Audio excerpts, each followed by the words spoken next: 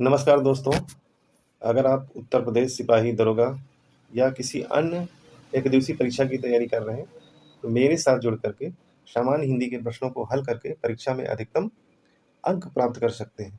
तो आज हमने प्रश्नों को जो श्रृंखला ली है, काल से है, पर्यायवाची से है, शब्द युग्म से है और वाक्य के लिए एक शब्द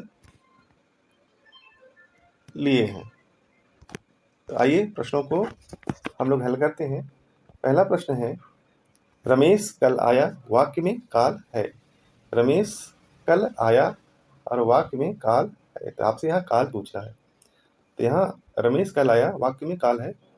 ऑप्शन बी आसन्न भूतकाल होगा। अब आसन्न भूतकाल क्यों होगा? इसलिए होगा क्योंकि जब क्रिया की समाप्ति का निकट भूत से तत्कालिक समय की सूचना जब आपको मिले तो वहाँ आसन्न भूत होगा। इससे कार्य की जो समाप्ति हो चुकी उसका जो समय है वह तत्कालिक सूचित करे, वह आपको तत्काल समय का सूचना प्राप्त हो, वहाँ आसन्न भूत होगा। यहाँ जैसे रमेश कल आया, यहाँ आसन्न भूत काल होगा। जैसे एक और उदाहरण ले सकते हैं कि मैंने आम खाया। मैं संदिग्ध भूतकाल, संदिग्ध भूतकाल का व्याख्या हम लोग देख लेते हैं।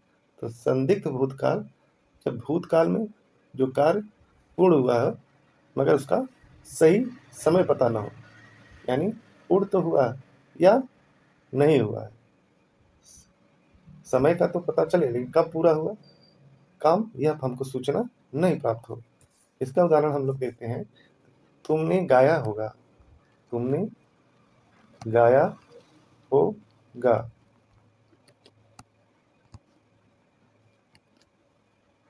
दूसरा उदाहरण है, देख लेते हैं, आपने कहा होगा, आपने कहा होगा, आपने आपने कहा होगा। अर्थात यह भूतकाल में कार्य पूर्ण हुआ है या नहीं इसकी सूचना हमें प्राप्त होती है, तो वहाँ हम संदिग्ध भूतकाल कहा जाता है।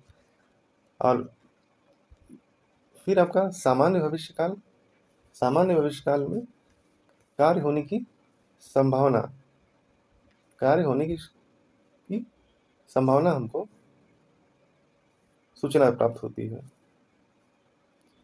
जैसे राम जाएगा, राम जाएगा, यहाँ भविष्य में राम कहीं जाएगा, यह सामान्य भविष्य का काल का उदाहरण है। उसी तरीके से संभाव भविष्य काल में का उदाहरण, मतलब इसमें भी भविष्य में संभावना बनी रहती है, थोड़ा इसमें संशय रहता है। जैसे शायद, ये संभाव भविष्य काल का, शायद रवि कल आए, या रवि, शायद रवि आएगा,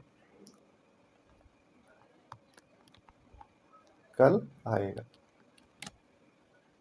तो यहाँ भी भविष्य में ही कार्य की समाप्ति मतलब सूचना होती है, कार्य जो होने वाला है वो भविष्य में होगा, मगर यहाँ थोड़ा संशय बना रहता है, होगा या नहीं होगा। तो यह संभाव भविष्य काल का उदाहरण हो। लेकिन यहाँ आपका ऑप्शन बी, आपका रमेश कल आएगा वाक्य में काल है, ऑप्शन बी होगा। अगला सवाल है, निम्नलिखित में से पर्यायवाची का एक युग्म अशुद्ध है।